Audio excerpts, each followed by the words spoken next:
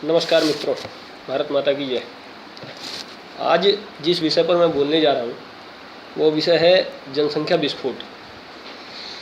भारत में अधिकतर लोग जब समस्या का आकलन करते हैं तो उनके दिमाग में जो सबसे पहली समस्या आती है वो होती है कि भारत की सबसे मूल समस्या है जनसंख्या। लेकिन अगर भारत की मूल समस्या जनसंख्या है तो ये कैसे है, थोड़ा इसको समझते हैं। व्यवहारिक दृष्टिकोण से अगर देखा जाए, व्यवहारिक पक्ष अगर देखा जाए तो जो गणित में ग्राफ बनाए जाते हैं वो व्यवहारिक दृष्टिकोण पे, जमीनी दृष्टिकोण पे, जो प्रैक्टिकल दृष्टिकोण पे जो ग्राफ बनते हैं वो सारे लीनियर ग्राफ होते हैं जिसमें एक कांस्टेंट चेंज आता है। 10 के बाद 20, 20 के बाद 30, 30 के बाद 40, 40 के बाद 50, 50 के बाद 60, 70 ऐसे चेंज आता है, या 20, 40, मतलब हम कह सकते हैं एक उसमें एपी होती है, अर्थमेटिक प्रोग्रेशन होता है उसमें। लेकिन भारत की आयु तो वैसे अरबों वर्ष है, पर फिर भी जो विश्व की मान्यता है कि भारत को जितना जानते हैं, जितने वर्षों से जानते हैं, अगर उनके अनुसार भी चले 5000 वर्ष, 6000 वर्ष, जिसमें भी चले, तो पिछले 500 वर्षों में, या यूं कहें कि आदि अनादि काल से जो भारत के पॉपुलेशन का अगर आप ग्राफ ड्रॉ करते हैं तो वो लीनियर था। और जब पॉपुलेशन का ग्राफ लीनियर होगा तो पॉपुलेशन हमारे लिए समस्या नहीं होगी। ये समझने वाला विषय है। जब पॉपुलेशन का ग्राफ लीनियर होगा, उदाहरण के तौर पे ऐसा एक स्ट्रेट लाइन अगर बनती है टाइम और पॉपुलेशन के बीच में, तो पॉपुलेशन हमारे लिए कभी समस्या नहीं होगी। लेकिन ये समस्या कब हो जाती है?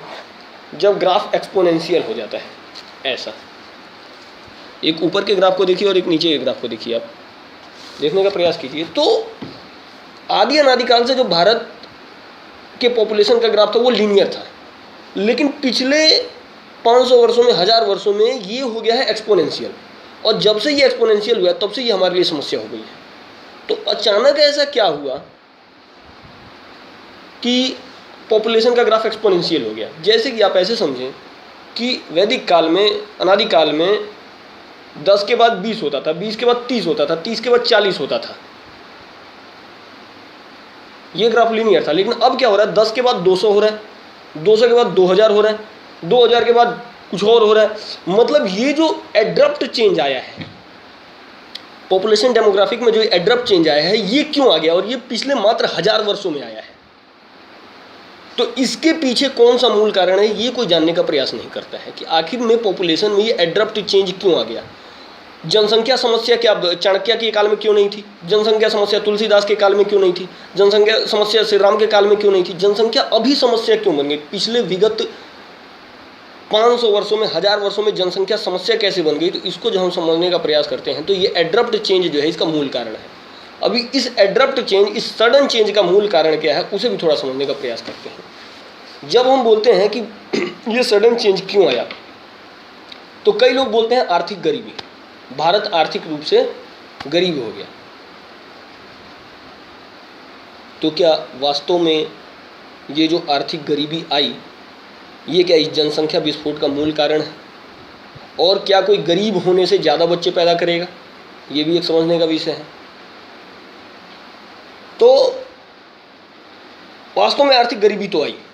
अगर आर्थिक रूप से ही भारत को देखा जाए तो गुलामी के कालखंड के बाद भारत आर्थिक रूप से गरीब हुआ, क्योंकि भारत को सोने की चिड़िया कहा जाता था, एक पक्ष।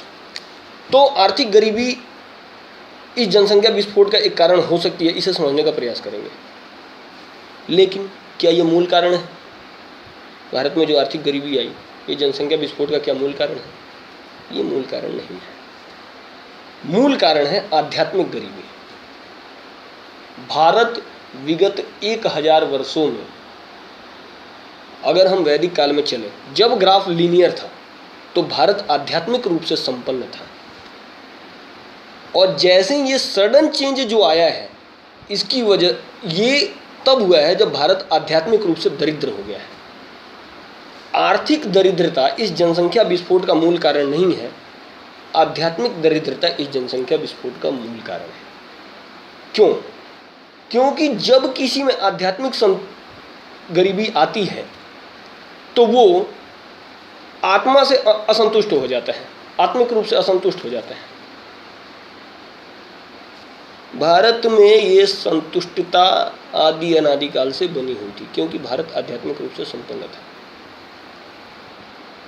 इसे ऐसे समझने का प्रयास करें कि जब हम आध्यात्मिक रूप से संपन्न होते हैं तो हम इस भूमि को, इस धरा को ईश्वर का मानते हैं। जैसे ही आध्यात्मिक गरीबी आती है तो इस पे हम अपना व्यक्तिगत, आध्यात्मिक दरिद्रता जैसे ही आती है तो इस पे हम अपना व्यक्तिगत अधिकार मानने लगते हैं, और उस व्यक्तिगत अधिकार के चक्कर में ही ये जनसंख्या विस्फोट होता है।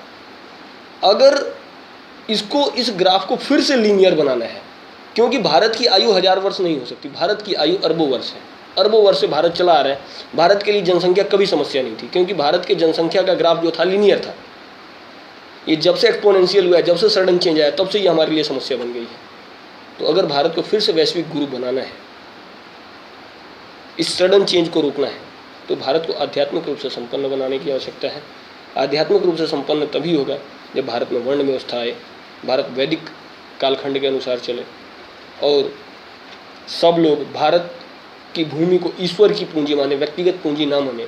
व्यक्तिगत पूंजी कोई आर्थिक गरीबी की वजह से नहीं मानता, आध्यात्मिक गरीबी की वजह से मानता है। भारत आध्यात्मिक रूप से दरिद्र हो चुका है, मानसिक रूप से दरिद्र हो चुका है। जब ये मानसिक धनी बनेगा तो जनसंख्या हमारे लिए कभी समस्या नहीं हो सकती, और इसका ग्राफ फिर से लीनियर हो जाएगा, और फिर से हम विश्व गुरु की तरफ अग्रसर हो जाएंगे। इतने ही शब्दों के साथ मैं विराम दूंगा। भारत माता की जय।